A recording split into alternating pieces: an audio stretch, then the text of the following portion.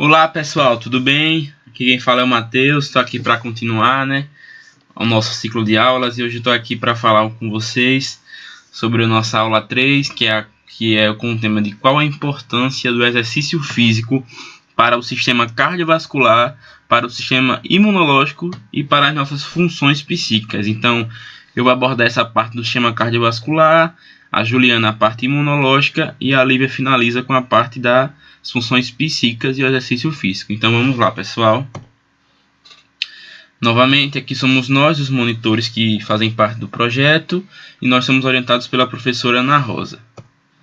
Bom, pessoal, no início dessa aula, eu queria abordar com vocês primeiro esses conceitos de exercício físico e atividade física, porque muita gente sobrepõe e acha que eles são sinônimos, porém, eles são diferentes. Então, eu vou explicar rapidamente o conceito de cada um. Bom, o exercício físico consiste em movimentos corporais programados, estruturados e sistematicamente repetitivos com o objetivo em questão. Ou seja, o exercício físico, a pessoa, o indivíduo vai fazer alguns movimentos, algumas coisas que ele vai programar e vai repetir para um objetivo que geralmente pode ser saúde ou estética, como por exemplo, ganhar massa corporal, perder gordura. Então, o indivíduo vamos fazer um exemplo, vai realizar um exercício de braço na academia. Então, aquilo é um exercício porque é um movimento repetitivo, programado com um objetivo, que é ganhar massa muscular. Já a atividade física é qualquer movimento realizado pela nossa musculatura que resulte em gasto energético maior do que o de repouso, ou seja, qualquer atividade que eu faça com o meu corpo que me resulte em um gasto energético, um gasto de calorias maior do que o normal.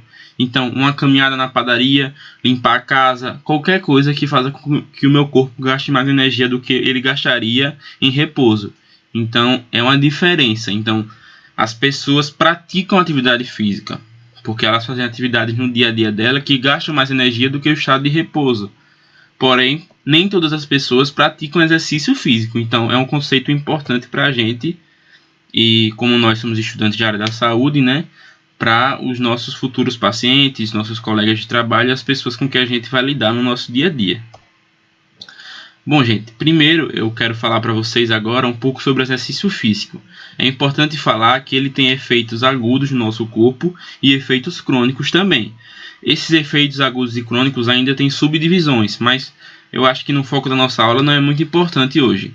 Quais são esses efeitos agudos? Seriam as alterações decorrentes da execução de uma sessão de exercício. Então, essas alterações podem ser durante o exercício ou pós o exercício. Então, elas podem ser, vamos supor, um aumento da frequência cardíaca, da frequência inspiratória. Então, seja qualquer alteração, as coisas que o seu corpo muda durante o exercício ou logo após. Já os efeitos crônicos são as alterações estruturais e funcionais decorrentes de um período prolongado de treinamento físico regular. Então, é uma alteração crônica, ela foi resultado de um exercício prolongado. Vamos supor, uma hipertrofia do músculo da panturrilha. Então, eu passei muito tempo treinando a minha panturrilha e teve uma alteração estrutural do meu músculo. Ele cresceu, ele sofreu hipertrofia, teve aumento do tamanho da célula do músculo da panturrilha. Então, esses seriam os efeitos crônicos. Bom, agora eu vou falar em si no que eu me propus a falar para vocês, que é o exercício físico e o sistema cardiovascular. Primeiro eu quero falar sobre o fluxo sanguíneo muscular. Para que o nosso exercício ocorra, é um requisito fundamental, ou seja, é primordial, precisa disso. Prover o oxigênio e outros nutrientes necessários para os músculos que estão se exercitando. Então, o meu corpo tem que prover o oxigênio e os nutrientes, a energia, para que o meu músculo consiga contrair, para que o exercício ocorra da maneira correta.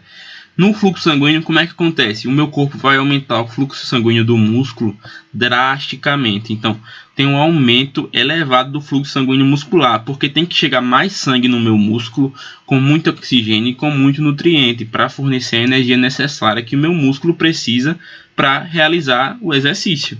Então, a gente tem aqui nessa tabela, que eu peguei no Guyton, uma tabela de fluxo sanguíneo do músculo da panturrilha em relação durante um exercício rítmico.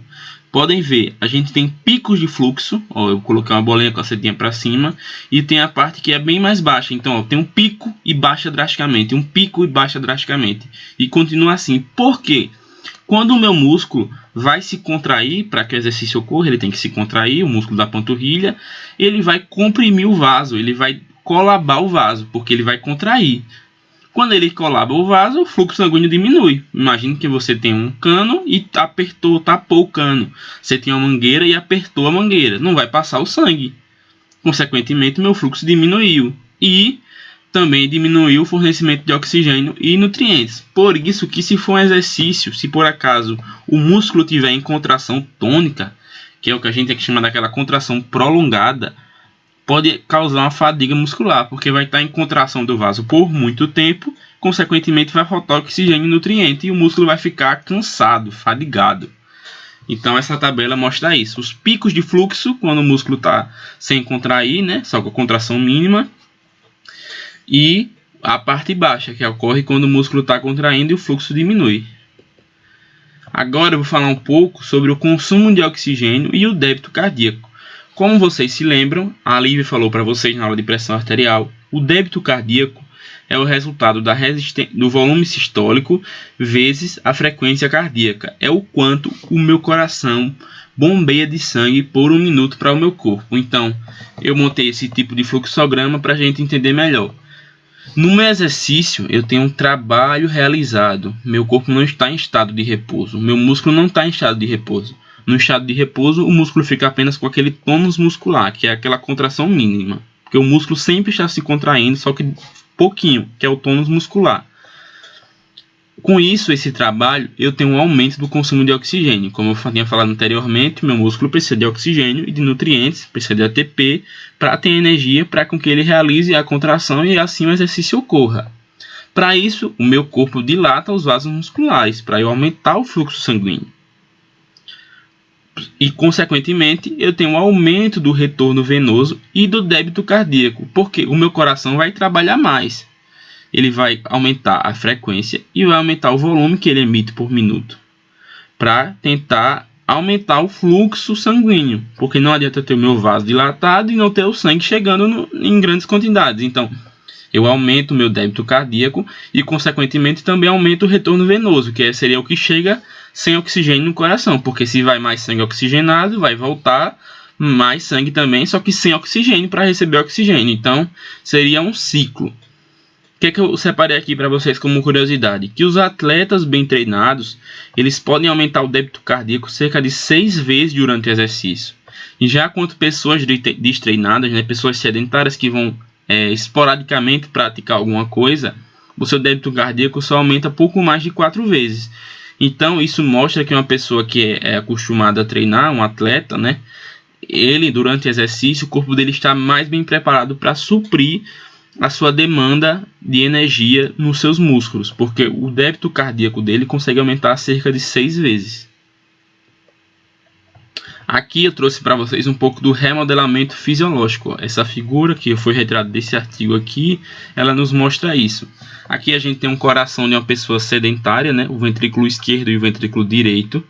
Aqui a gente tem uma pessoa que treina exercícios aeróbicos, né? Que seria corrida, natação. A gente tem esse coração, podem ver que ele está com a cavidade aumentada em relação à pessoa sedentária. E aqui seriam as pessoas que treinam treinos de resistência, como a musculação. Podem ver que o que está aumentado preponderantemente é a espessura da câmara cardíaca e não a própria cavidade cardíaca. Está do mesmo tamanho da pessoa sedentária. Por que isso acontece? No treino aeróbico, eu tenho uma hipertrofia excêntrica. O que é essa hipertrofia excêntrica? Aqui são os sarcômeros que compõem o meu músculo cardíaco. Então, uma pessoa normal, sedentária, né, que não pratica exercícios físicos de nenhum tipo, seria assim a disposição da fibra muscular do coração. Isso aqui seriam os sarcômeros. Numa pessoa que pratica exercício aeróbico, eu tenho uma deposição, um crescimento de sarcômeros em série. Então, vai aumentando em série. Já em pessoas que praticam exercício de resistência, eu tenho uma deposição de sarcômeros em paralelo. Ó. Podem ver, tá vendo? Paralelo, enquanto no treino aeróbico em série. Por quê? Porque no treino aeróbico eu tenho uma sobrecarga de volume. Eu tenho uma dilatação da cavidade. Então vocês podem ver, ó, o lumen da câmara cardíaca está maior numa pessoa que treina aeróbico do que na pessoa normal, sedentária, e do que na pessoa que treina exercício de resistência. Eu também tenho aumento do comprimento e da largura do miócito, né? O miócito é a célula muscular do coração, nos dois tipos. Só que aqui eu não tenho o aumento da cavidade. Eu não tenho, sem dilatação da cavidade do coração. Mas eu tenho uma sobrecarga de pressão. Então, na hipertrofia concêntrica, no treino de resistência, eu tenho sobrecarga de pressão. E na hipertrofia excêntrica do treino aeróbico, eu tenho sobrecarga de volume. E nenhum dos dois tem fibrose, nem tem disfunção cardíaca, porque o exercício não vai prejudicar o seu funcionamento do seu coração. Mas sim, a gente tem tipos de hipertrofias diferentes de acordo com o treino que a pessoa que o indivíduo está realizando. Então, só para revisar, no treino aeróbico eu tenho a hipertrofia excêntrica com aumento da cavidade. No treino de resistência eu tenho preponderantemente o aumento da espessura da massa cardíaca e não uma hipertrofia. Eu tenho a hipertrofia concêntrica, em que não altera a cavidade, eu altero o tamanho da célula aumentando a espessura da parede cardíaca. Beleza, galera? Bom, para finalizar a minha parte, eu só trouxe aqui mais para a gente entender um pouco, que seria os efeitos da hipertrofia cardíaca. Então eu coloquei aqui o bonequinho de uma pessoa normal, né? A pessoa destreinada, sedentária, olha o coração dela. Aqui é uma pessoa, um maratonista, né, que tem um coração maior. Aqui é ilustrativo, né? Mas ele tem em torno, os maratonistas têm em torno de 40% das câmeras cardíacas e da massa cardíaca aumentada em relação a uma pessoa normal. Com isso, ele tem uma eficácia de bombeamento do sangue maior em cerca de 40% a 50%. Então, os atletas altamente treinados têm de 40% a 50% de maior eficiência do batimento cardíaco. Aqui nessa tabela, ó, mostra as pessoas, o indivíduo em repouso e o indivíduo seria no esforço máximo, que é o volume sistólico, né? O volume que o sangue emite em cada contração, na sístole, e a frequência cardíaca, que são os batimentos por minuto. Em repouso, apesar de uma pessoa altamente treinada e um maratonista possuir um elevado volume sistólico, em comparação a uma pessoa que é não atleta, porque o seu coração tem um bombeamento mais eficiente, o débito cardíaco, o débito cardíaco é o produto desses dois, né? Seria o resultado dessa multiplicação. Seria um produto desses dois fatores. Consequentemente, o débito cardíaco do maratonista e do não atleta em repouso é praticamente o mesmo, porque o maratonista tem a sua frequência diminuída. Tanto que quando você vai no cardiologista, se for uma pessoa que é acostumada a praticar exercícios físicos, a cardiologista diz: você tem coração de atleta, porque a sua frequência é mais baixa do que o normal, porque o coração dele tem uma maior eficiência de bombeamento. Então, o produto desses dois valores fica quase igual nos dois casos. Porém, no esforço máximo, em que a frequência dos dois são praticamente iguais, porém o maratonista tem um volume sistólico muito maior. Consequentemente, o débito cardíaco do maratonista é maior. Por isso que eu tinha falado aqui anteriormente que ele consegue aumentar o débito cardíaco cerca de 6 vezes, porque o seu volume sistólico é muito maior do que uma pessoa não atleta. Então ele tem uma eficiência melhor. Por isso que no exercício, as pessoas que já praticam a longo prazo, os atletas, têm a maior facilidade de emitir os nutrientes e oxigênio para os músculos. Consequentemente, tem a maior facilidade de praticar o exercício. Então é isso, galera. A Juliana vai dar continuidade à aula. Agradeço a vocês por esse momento. Qualquer dúvida podem mandar nos comentários. Oi, gente. Aqui é a Juliana. E agora a gente vai continuar a nossa aula falando sobre o exercício físico e o sistema imune.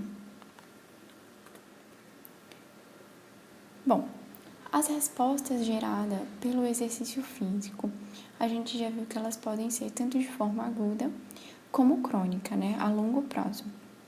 E aí elas vão afetar diversos componentes do sistema imunológico, como a gente vai ver no decorrer da nossa aula.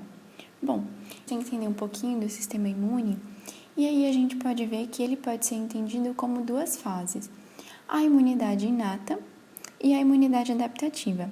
A imunidade inata, ela envolve barreiras físicas, como a pele, químicas, como a lágrima, o sistema complemento, e também ela é composta por células, como os fagócitos, células dendríticas e células NK. Essa imunidade inata, ela é a nossa primeira linha de defesa, e ela é uma imunidade considerada não específica.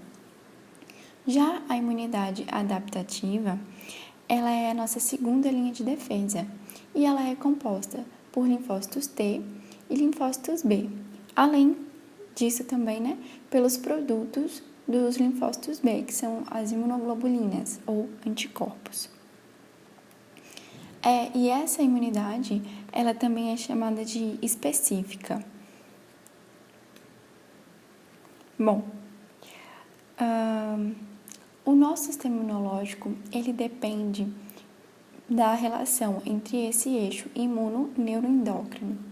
Vamos lá tentar entender isso primeiro, Quando a gente faz um exercício físico, por exemplo, a gente tem a liberação de substâncias químicas, alguns hormônios, que vão agir no nosso cérebro e vão estimular a produção de certos hormônios. E esses hormônios, por sua vez, vão estimular outros que vão atuar direta ou indiretamente sobre o sistema imune. Então, por isso, essa relação entre imuno-neuroendócrina, ela é bastante importante.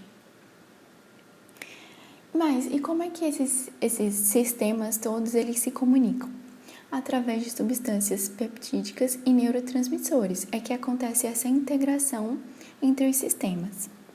E, além disso, o exercício físico, ele promove uma alteração no nosso controle homeostático do organismo, o que vai alterar também a nossa imunidade.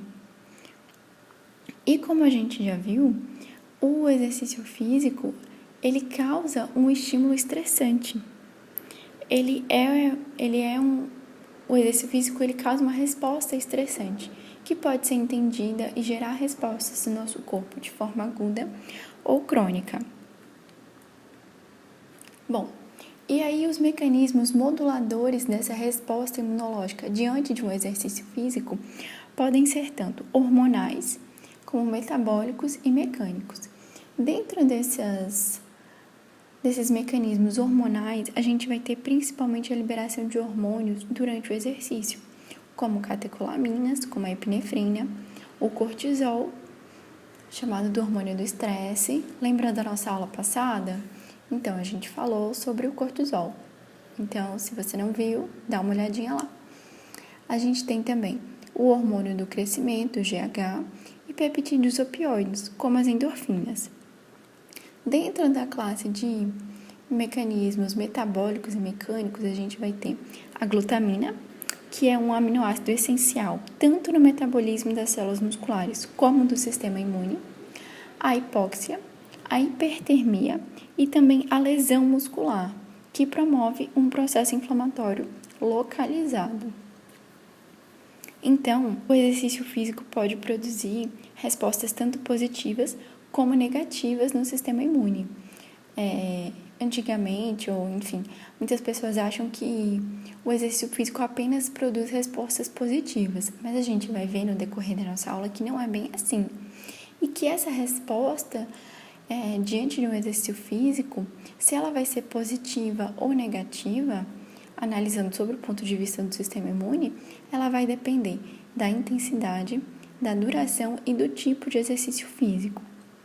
Então, exercícios físicos extenuantes são aqueles em que a gente tem uma alta frequência cardíaca, um consumo máximo de oxigênio muito elevado também, e o índice de percepção de esforço, que é uma coisa mais subjetiva, também é levado em conta.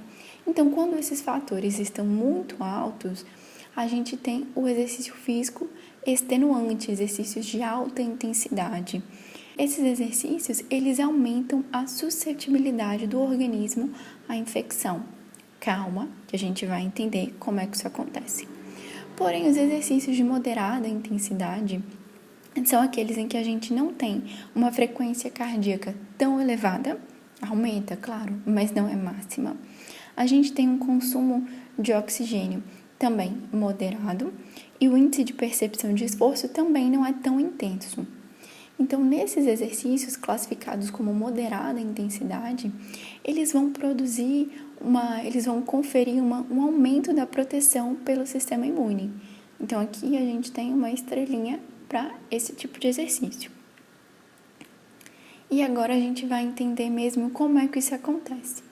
Bom, os leucócitos, eles sofrem uma variação no número de acordo com o tipo de exercício.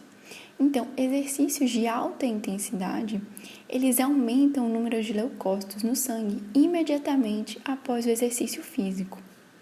Tá, mas isso tem um efeito bifásico. E cerca de 30 minutos após o exercício físico, ocorre uma queda no volume dos leucócitos, ou seja, uma leucopenia. Se o aumento é uma leucocitose, a diminuição é uma leucopenia. E eles vão permanecer baixos por um intervalo de 3 a 6 horas após o exercício físico. E por que isso acontece? Pelo aumento da secreção de hormônios, como epinefrina e cortisol, e pelo aumento da densidade de receptores beta-2-adrenérgicos.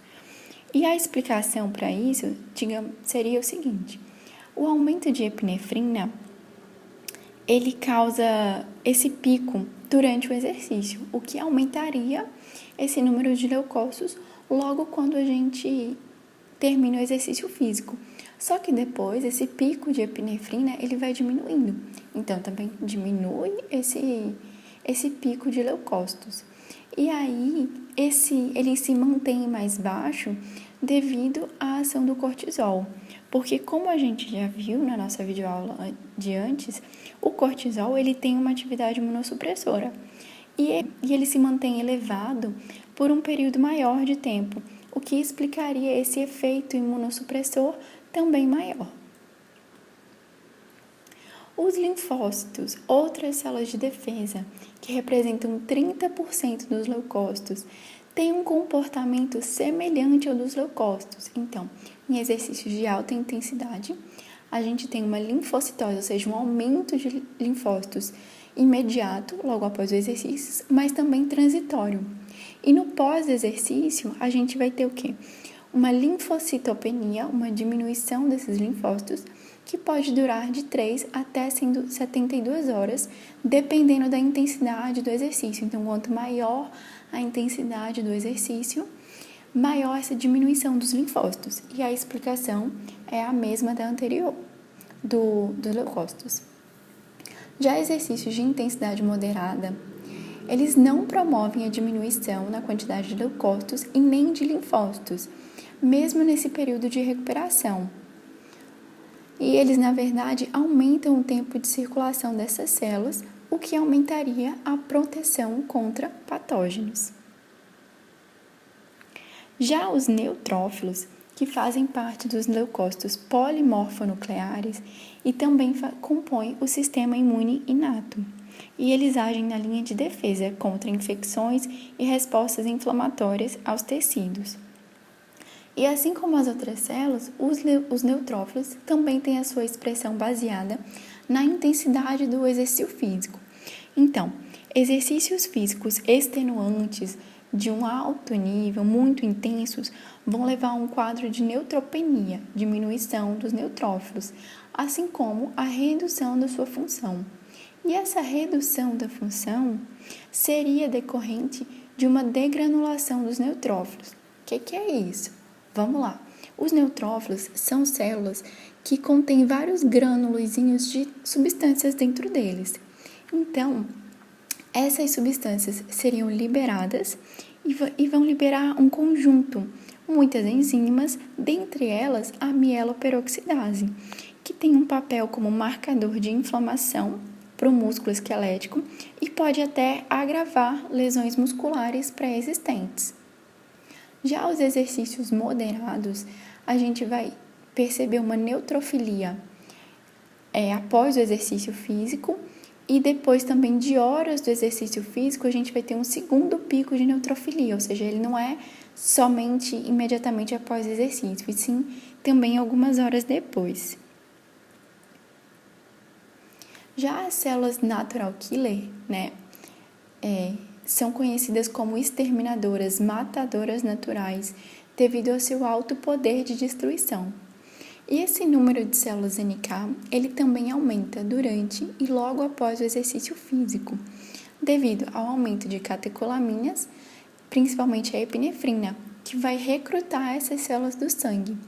E o aumento da função dessas células é devido à ação de endorfinas. Então, a atividade moderada aumenta a atividade das células NK, enquanto que um exercício intenso diminui a atividade das células NK, por essa janela imunológica. Mas calma, que a gente vai entender ela daqui a pouco.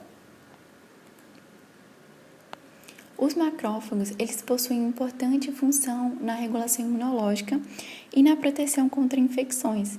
Eles agem como células fagocitárias, processadoras e apresentadoras de antígenos. E exercícios físicos muito extenuantes também levam a uma diminuição do número de macrófagos, o que vai diminuir o complexo principal de histocompatibilidade, o MHC2. O que vai levar a uma diminuição da atividade antiviral dos macrófagos, porque a função de apresentação de antígenos vai estar também diminuída.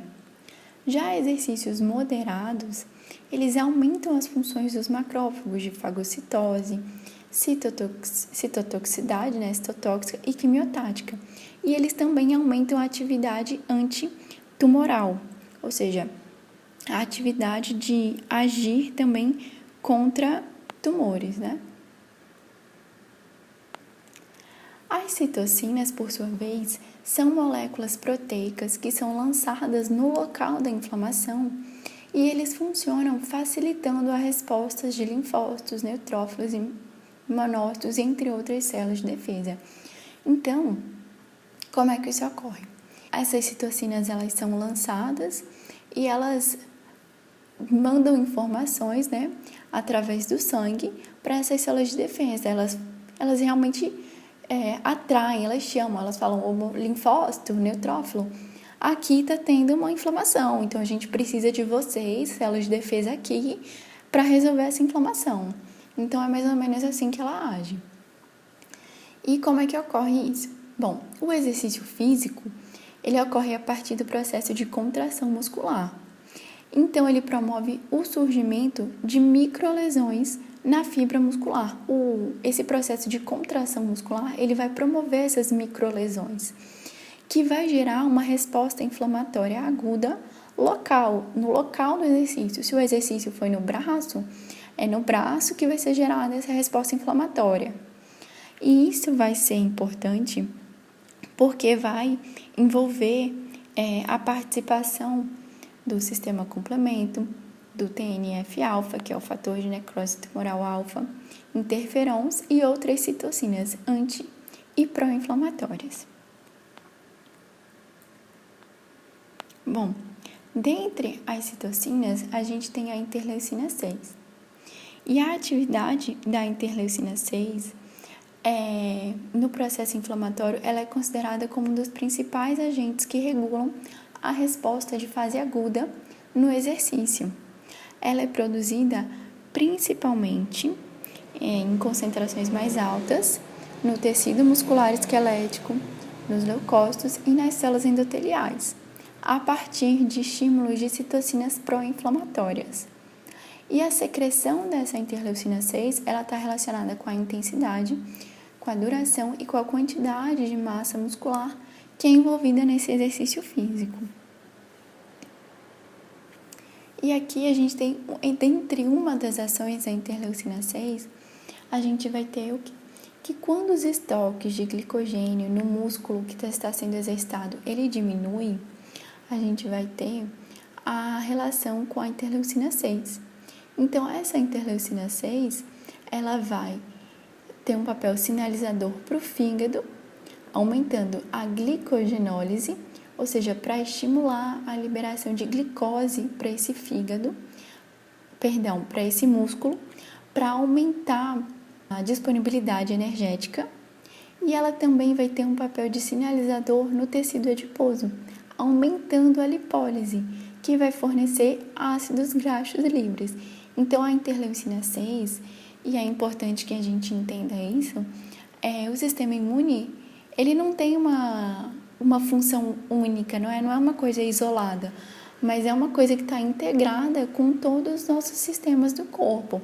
Então, eles agem em diversos órgãos, em diversos sistemas, produzindo diferentes respostas. Então, está tudo integrado, conectado.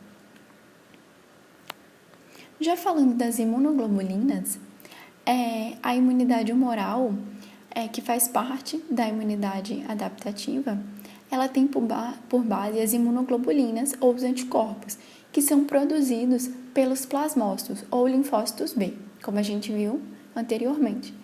E eles são subdivididos em 5 classes: A, D, E, G e M. E aí a gente chama de imunoglobulina A, ou IgA, imunoglobulina D, IgD e assim por diante. Bom, falando da IgA, ela representa cerca de 10 a 15% do total de imunoglobulinas presente no nosso soro. Só que aqui ela tem um destaque porque ela é a principal anticorpo presente nas secreções de mucosa, como a mucosa da via aérea.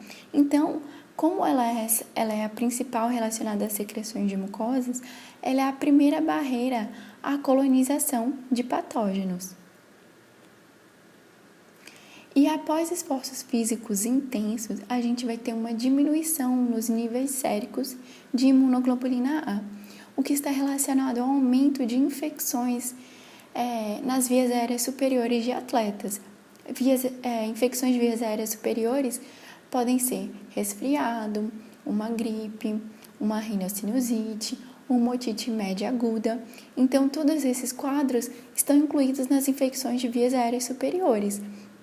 Então, quando a gente tem uma diminuição nos níveis de IgA, a gente vai ter um aumento dessas infecções de vias aéreas superiores.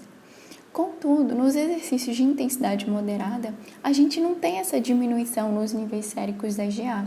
Inclusive, a gente tem uma melhora da função da IgA, o que possibilita até uma resistência a quadros infecciosos. Então, a gente viu até agora, como é que se comportava algumas células do nosso sistema imune com exercícios físicos de uma forma mais aguda. A gente estava falando de uma coisa imediatamente o exercício físico e algumas horas após o exercício físico. Só que também a gente tem os efeitos crônicos dos exercícios, que vão também ter consequências entre a interação do exercício e a infecção. E a gente também foi comprovado que os indivíduos praticantes de atividades físicas moderadas, eles têm uma menor incidência de quadros infecciosos. E isso pode se dar pela melhoria das funções dos macrófagos, imunoglobulinas, neutrófilos e células NK, como a gente veio acompanhando. Já indivíduos que praticam intensidades físicas muito vigorosas, eles têm um risco elevado de desenvolver processos inflamatórios, principalmente nas vias aéreas superiores. Pesquisas demonstraram que ocorre uma redução de 20% do risco de infecções de vias aéreas superiores em indivíduos que têm exercício regularmente e numa intensidade moderada, quando comparados a indivíduos com atividades físicas vigorosas. E aí a gente se pergunta, mas por que isso acontece? A gente tem algumas teorias que explicam essa diminuição da imunidade em praticantes de atividades muito vigorosas. A primeira hipótese, no caso, é essa teoria da curva em J. Então, aqui a gente tem um gráfico com a quantidade e a intensidade do exercício pelo risco de infecções de vias aéreas superiores. Então, nos indivíduos sedentários, o risco de contrair uma infecção de via aérea superior está dentro da média. Em indivíduos que fazem atividade física, exercício físico moderado, esse risco está abaixo da média. Já em indivíduos que fazem um exercício físico muito elevado, isso vai aumentando. Então, eles têm um risco acima da média, e isso conforme a sua intensidade de exercício. Se o teu exercício vai aumentando de intensidade, o seu risco também aumenta.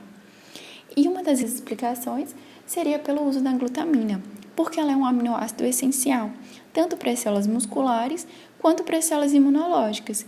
E após exercícios físicos muito extremos, a glutamina passaria a ser usada no processo de reparação do tecido muscular, o que causaria um déficit, uma baixa temporária da glutamina no sistema imunológico, o que causaria um déficit também no funcionamento desse sistema imunológico. Bom, uma outra teoria que explica isso é a teoria conhecida como janela aberta, teoria da janela aberta. E essa teoria, ela diz que as mudanças que ocorrem no nosso corpo a cada sessão de treinamento, elas vão promover uma imunidade alterada, caracterizada por um período de um aumento da suscetibilidade a infecções, principalmente do trato respiratório. Esse período é um período de 3 a 72 horas. Então, durante esse período, após os exercícios físicos, a gente ficaria mais propenso, mais sujeito a adquirir alguma infecção por vírus ou bactérias. Então, assim, logo após ou durante o nosso exercício muito intenso, há aquele aumento de células, como a gente já viu. Só que depois isso vai decaindo, vai diminuindo, causando até um déficit de células imunológicas nesse período de 3 a 72 horas. A gente viu que algumas células realmente elas têm essa deficiência por esse período de até 72 horas, né? O que depois retornaria ao nível basal, né? E é por isso, essa também é uma das explicações para essa vulnerabilidade.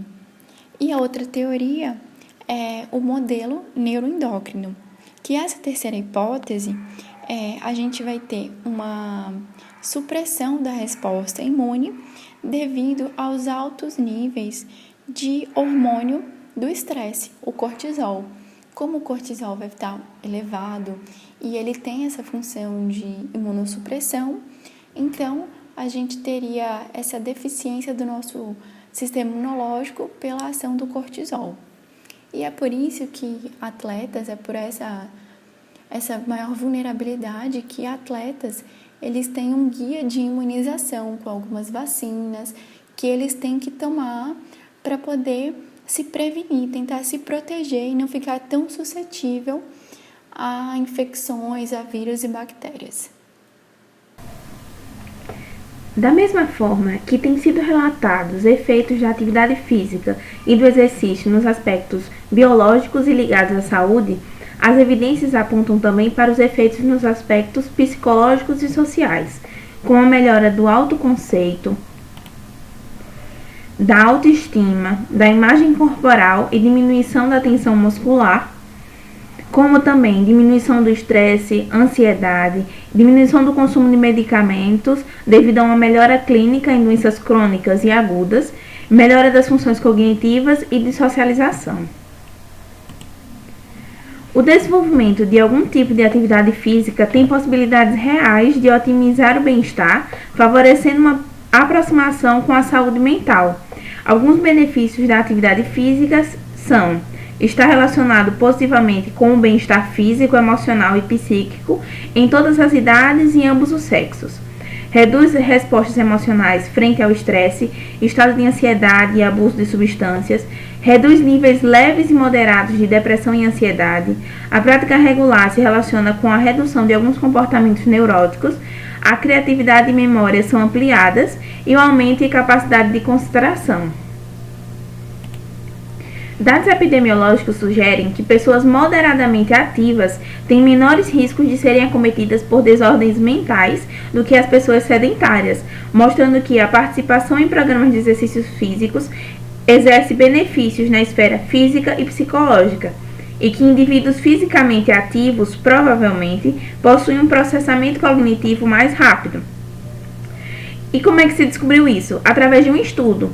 Em um estudo que pegaram 23 mulheres saudáveis entre 60 e 70 anos e elas foram submetidas a 60 minutos de caminhada 3 vezes por semana. E como atividades complementares, foram submetidas a exercícios de alongamento e flexibilidade. Após 6 meses de treinamento, houve uma melhora na atenção, memória, agilidade e no padrão de humor em relação a um grupo de 17 mulheres que permaneceram sedentárias.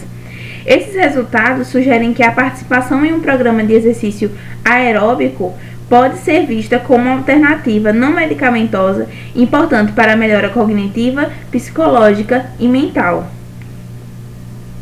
Baseado nas evidências de que o homem se utiliza cada vez menos de suas potencialidades corporais, com baixo nível de atividade física diariamente, isso é um fator decisivo para o desenvolvimento de doenças degenerativas. Sustenta-se a hipótese da necessidade de se promover mudanças no estilo de vida, levando a incorporar práticas de atividades físicas no cotidiano.